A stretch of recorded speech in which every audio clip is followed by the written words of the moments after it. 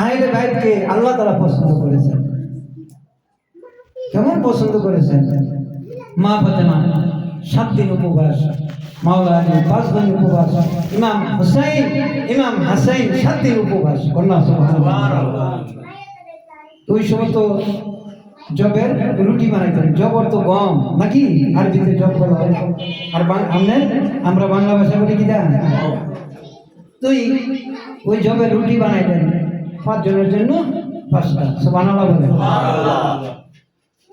মা ফাতেমা 7 দিন, মাওলা আলী 5 দিন, ইমাম হুসাইন ইমাম হাসান 3 দিন উপবাস।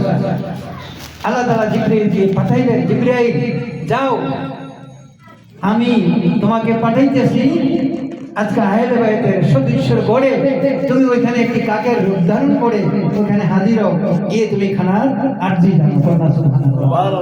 কাকাই আরজি জানাই না, আরজি জানানোর পরে বাবারা সব করে আমি কথা বলতেছি, একটা একটা করে রুটি দিতে লাগলেন।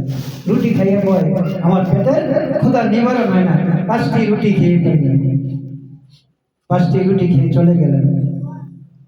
এখন এই যে আপনার আহলে বাইত আল্লাহর দরবারে শুকরানা আদায় করেন, আল্লাহ আমরা খাইতে পারি না, দেখে দিয়েছে আপনার সৃষ্টি একজন প্রাণীকে আমরা খাওয়াইছি, আল্লাহ তুমি কবুল কর। কন্যা সুবহানাল্লাহ। আচ্ছা, তার উপরে আল্লাহ খুশি না বেজার? আমরা তো নিজের খানা আরেকজনকে দিতে আপন বাইরে খাওয়াই না। সত্য না মিথ্যা? এক ভাই গরু কুরবানি দেয়, আরেক ভাই উপযুক্ত নাই গরু কুরবানি দেওয়ার জন্য, ওই ভাইয়েরা গোস্ত পাঠায় না। ওই ভাইয়েরা বলতে হয়, জানি তুমি আমার না আইয়া গোস্ত নিয়ে যাই। আসলে এই আপনার নিয়ম কিন্তু কুরবানির নিয়ম এটা না।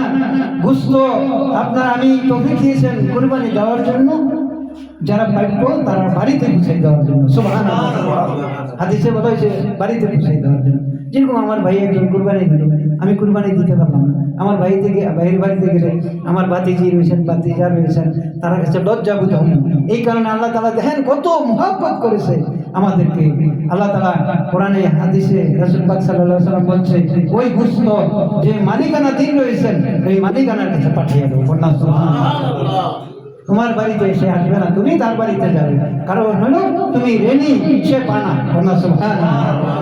আমরা মনে করি আমি কুরবান দিছি, আমার চেয়ে বড় কে আছে? নাউজুবিল্লাহ বলে। এটা আমার দায়িত্ব। এটা কি গরিব গোস্ত লেগে যাইব কেন? গরিবকে টোকাইয়া গোস্ত দিবেন। সুবহানাল্লাহ বলে। তা আমরা আপনার সাধনার তো কায়দা নাই। আমাদের তরিকায় বলছে সাধনার কায়দা জানা চাই, ওরে বেসাধনে করলে সাধন, মালিক রাজি নাই সাধনের কায়দা জানা চাই। কন্যা সুবহানাল্লাহ। ঠিক না? আপনি যদি একজন বন্ধু অসুস্থ, আপনার বন্ধুর বাড়িতে কিছু নিতে পারলেন না, আপনার তৌফিক নাই, গিয়ে বন্ধুর মাথায় যদি এই হাতটা বুলান, বন্ধু খুশি না বেজার? সুবহানাল্লাহ বলেন না? দেখেন কেমন একটি আল্লাহ তাআলা আমাদেরকে সব করে গেছে। আপনি তাকে 1 লক্ষ টাকা যদি ওই সময় দেন, সে এত খুশি হবে না যখন অসুস্থ আপনি চাইতে গেছেন। আল্লাহ নবী বলেন, জানি যে লোক অসুস্থ হইলেন আর শুনে তার আত্মীয় স্বজন গিয়ে মাথায় হাত বুলাইলেন, ওই হাত বুলানোর কারণে তার দেহের গুনাহ আল্লাহ তাআলা মাফ করে দিবেন। সুবহানাল্লাহ। আমরা এটিও করি না কেন? তার বাড়িতে না, তার পাপের সাজা। নাউজুবিল্লাহ বলেন না? এরকম বলি না আমরা? আজকে টাকা হয়ে গেছি, আমার টাকার কারণে আমি অন্ধ হয়ে আছি। বাবারা একটা কথা মনে হয়ে গেছে, ফেরাউনের অনেক টাকা ছিল, ঠিক না? ফেরাউনের অনেক টাকা ছিল, মুসা আলাইহিস সালামের কে লজ্জা দেওয়ার জন্য ফেরাউনে একটা চিন্তা করলেন, জানি সে আল্লাহর নবী, আজকে আল্লাহর নবীরে আমি লজ্জা দেবো পৃথিবীর জমিনে। কন্যা নাউজুবিল্লাহ। আচ্ছা, নবীর পক্ষে কে? আল্লাহ। সুবহানাল্লাহ বলেন না? আপনি যদি এই একজন প্রধানমন্ত্রীর পক্ষ থাকেন, আপনি বুক খুলাইয়া কুমিল্লা শহরে কইতে পারবেন, জানি এই বেটা আমাকে চিনিস, আমি প্রধানমন্ত্রী। এমন সত্য না মিথ্যা?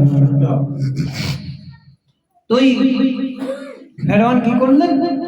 জানি মুসা আলাইহিস সালামকে এই পৃথিবীর জমিনে হাজার হাজার লোকের সামনে আমি লজ্জা দিই। আস্তে আস্তে খাসি জব করলেন, বকরি, আরবি ভাষায় বলা কি বকরি জব করলেন। আস্তে আস্তে বকরি জব করলেন, প্রতিজনকে একটা করে বকরি দিলেন খাওয়ার জন্য। একটা মানুষের একটা বকরি, এটা কি সামান্য আয়োজন? সুবহানাল্লাহ বলেন না বাবারা। হযরত মুসা আলাইহিস সালামের দল বল নিয়ে গেলেন। ওখানে গিয়ে যখন মুসা আলাইহিস সালাম খাবারের টেবিলে বসলেন, আল্লাহ তাআলা জিবরীলকে পাঠাইলেন, জিবরীল যাও, অতি সত্বর যাও, গিয়ে আমার নবী কানে কানে বলে দাও জানি আপনি খানা ধরেন না, আপনার খাসির কান ধরে বলেন, খাসি তুমি আল্লাহর হুকুমে জিন্দ হয়ে যাও। কন্যা সুবহানাল্লাহ। যখন মুসা আলাইহিস সালাম খাসির কানে ধরলেন আর আল্লাহর কথা বললেন, সকল খাসি কানে ধরছে একটা, আর হাজার হাজার খাসি জীবিত হয়ে গেলেন। বাবারা, ওই মুসা আলাইহিস সালামের খাসি পিছনে পিছনে আপনার মরুভূমির দিকে যাইতে লাগলেন। কন্যা সুবহানাল্লাহ। কারণ হলো তার আকীদা ছিল কি খারাপ। ফেরাউনের আকীদা কি ছিল? খারাপ। আমরা এরকম আকীদা আছে না, তার দাওয়াত দেবো আজ অসম্মানীয়। ওই ফেরাউনের আকীদা ছিল মানে দাওয়াত দেবো, খানার আয়োজন করবো, অসম্মানীয় করবো। কন্যা নাউজুবিল্লাহ। আমরা এরকম খানা করি না বাবা, আত্মীয় স্বজনের লেগে জানি খাওয়াবো না, লজ্জা দেবে। কন্যা নাউজুবিল্লাহ। সাবধান হয়ে যান, খাওয়ানোর মালিক কে? আপনি কাউকে কেউ খাওয়াইতে পারে না। আজকে আমরা মুসলিম আমাদেরকে আনে না, সত্য না মিথ্যা? আনাইছেন কে? যে আল্লাহ আমাদেরকে পছন্দ যাকে করাইছেন তারে আল্লাহ আজকে এখানে আনাইছেন। কন্যা সুবহানাল্লাহ। তো আহলে বাইতের খানাই তো জান্নাত থেকে, আমি ওই কথাটা বলে শেষ করে দেব। জান্নাত থেকে খানাই তো কোথা থেকে? জান্নাত থেকে। তো একদিন মাওলা আলী আপনার একটি দাওয়াতে গেলেন, যিনি আপনার আরব শহরের ভিতরে বিশিষ্ট ধনী ছিলেন। উনির নাম উসমান জিন নুরাইন। সুবহানাল্লাহ। উনির নাম ছিল কি? উসমান গনি ছিলেন। দুইজন নবীর শাহাদাতি বিয়ে দেওয়ার কারণে উনি হয়েছেন দুই নূরের অধিকারী। কন্যা সুবহানাল্লাহ। এটা হাদিসে বুখারী, মুসলিম, তিরমিজি, আবু শরীফ, সারা ৭৬ দলিলে। আচ্ছা, নবীর মেয়েরা নূর, নবী যদি বলি মাটি, কথা কি ঠিক হইল? তো উসমান জিন নুরাইন দাওয়াত করলেন সকল সাহাবী কেরামকে। মাওলা আলী গেলেন খাইতেন, খুব অনেক আইটেম তরকারি করলেন, খেয়ে আসলেন। আইতে আইতে মাওলা আলী অন্তরে জাগৃত হইল, জানি এই ওসমান জিন নুরানির বাড়িতে এত সুন্দর আয়োজন করলেন, আমি যদি সাহাবীরারে নিয়ে আমার রাসূলকে নিয়ে খানা করতে পারতাম তাহলে আমি কত আনন্দ হইতাম। এই কাঁদতে কাঁদতে বাড়িতে গেলেন। যাওয়ার পরে মা ফাতেমা বললেন, স্বামী আপনি কেন কাঁদেন? কে আপনাকে দুঃখ দিয়েছে আপনি তার নাম বলেন। কেউ দুঃখ দেয় নাই ফাতেমা, কেউ দুঃখ দেয় না। আমি একটি দুঃখ কাঁদতেছি। কেন জানি? আজকে ওসমান নুরাইনের বাড়িতে এত সুন্দর খানা করেছে, এত আইটেম খানা করেছে, আমার মন চায় আল্লাহর হাবিবকে দাওয়াত দেওয়ার জন্য, সাহাবী কেরামকে দাওয়াত দেওয়ার জন্য, আমি এরকম একটা খানার আয়োজন করার জন্য। ফাতেমা রাদিয়াল্লাহু আনহা ডাক দিয়ে বলল, স্বামী কাঁদেন না, কান্না মুছে ফেলেন। আপনি কালকে সকালে গিয়ে আল্লাহর নবীকে দাওয়াত করে আসবেন আরব কান্ট্রি হইতে, জানি একজন সাহাবী না বাদ পড়ে সকল সাহাবী নিয়ে আমার বাড়িতে আসার জন্য। কন্যা সুবহানাল্লাহ। দাওয়াত করে আসলেন, জানি ইয়া রাসূলুল্লাহ কালকে আমার বাড়িতে একজন সাহাবী জানি বাদ না থাকে, সকল সাহাবী নিয়ে আমার বাড়িতে চলে আসবেন, আমি মেহমানদারি করবো। কন্যা সুবহানাল্লাহ। এসে গেলেন। আসার পরে বাবারা, তো তখন মাওলা আলী যখন ঘরে আসলেন, তখন মা ফাতেমা বললেন, স্বামী আপনি কি দাওয়াত দিয়ে আসছেন? জি দাওয়াত দিয়ে আসছেন। তো মাওলা আলী বললো, খাওয়ার ব্যবস্থা করলো, আপনি চিন্তা করেন না, ব্যবস্থা করবে আল্লাহ। কন্যা সুবহানাল্লাহ। কে ব্যবস্থা করবে? এরকম গায়েবী খানা আসছে না আপনারা ঘরে? ধরেন আপনার ঘরে চাল নাই, বাজার নাই, হাতে টাকা নাই, তখন আপনার বিবি কইল কালকে কি উপবাস থাকবো? তো স্বামী বললো, দেখো আল্লাহ একটা ব্যবস্থা করবে। দেখা গেছে আপনার একজন আত্মীয় স্বজন আইয়া পেতেছে, কিরে এমন তোরে তো অনেক বছর দেখি না, কেমন আছো? জানি আসি ভাই কোনো মতে, ধর একটা 1000 টাকা রাখছেন। সুবহানাল্লাহ বলেন না? এরকম ঘটনা হয়েছে না বাবুরা? কারো জীবনে এমন ঘটনা হয় নাই? এটা হলো আল্লাহর কি খাস রহমত। একজন উসিলা দিয়ে আপনার ঘরের যে অভাব ছিল, অভাবটা মিটমি করে দিল। কন্যা সুবহানাল্লাহ। তো কার সন্তুষ্ট থাকতে হবে? কার? আল্লাহ। সুবহানাল্লাহ বলেন। তখন বাবারা কি করলেন? রাসূল পাক সাল্লাল্লাহু আলাইহি ওয়াসাল্লাম আসবেন, মা ফাতেমা ওযু করে জানাজা বিছিয়ে নামাজের মুসল্লা বিছিয়ে সাজদার হয়ে গেলেন। বলতেছেন সাজদা গিয়ে, ও আমার রব, ও আমার আল্লাহ তাআলা, দয়া করে মেহেরবানি করে তুমি যাকে জগৎ জননী বলেছ, মা বিরাকৃত করেছ, তোমার মা সাজদারত আছে আল্লাহ। আল্লাহ দয়া করে মেহেরবানি করে তোমার রহমাতুল লিল আলামিন সাহাবী কেরামকে নিয়ে আমার বাড়িতে আসবে। আমার পৃথিবীতে কেমন এমন কোনো তরিক নাই তারারে খাবারের জন্য। আল্লাহ তাআলা তোমার পক্ষ হইতে খাবারের ব্যবস্থা করে দাও। আল্লাহ তাআলা জিবরাইলকে ডাক দিয়ে বললেন, ও জিবরাইল, যাও জান্নাত থেকে তুমি এক দেড় কাচি বিরিয়ানি নিয়ে হাজির হয়ে যাও। সুবহানাল্লাহ।